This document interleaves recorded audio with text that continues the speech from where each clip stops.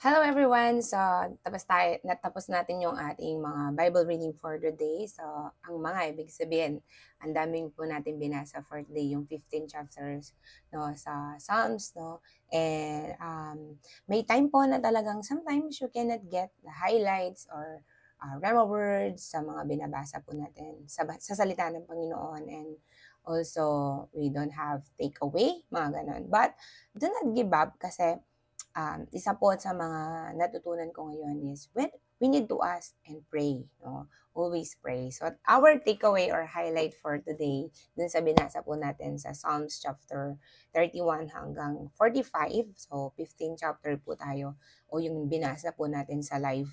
So my takeaway or my highlight is to pray.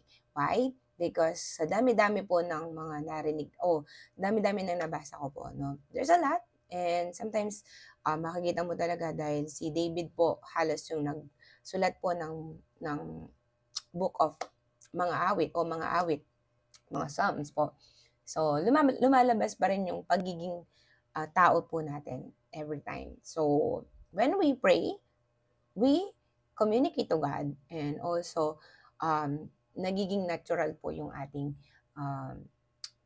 makikipag-usap sa Panginoon. That's why our takeaway or highlight for today is pray and let the Holy Spirit continue to give us the understanding in every word that we heard or every word that we read in His Word.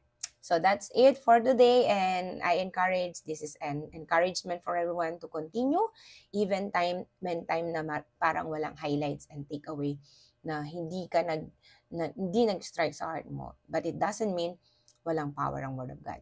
The power or the Word of God is powerful in our life, and it is breath of God. It is using or ginagamit para tayo ay magkaroon ng inspiration, principles, precept, and patterns, and also hold on to the promises of God in us.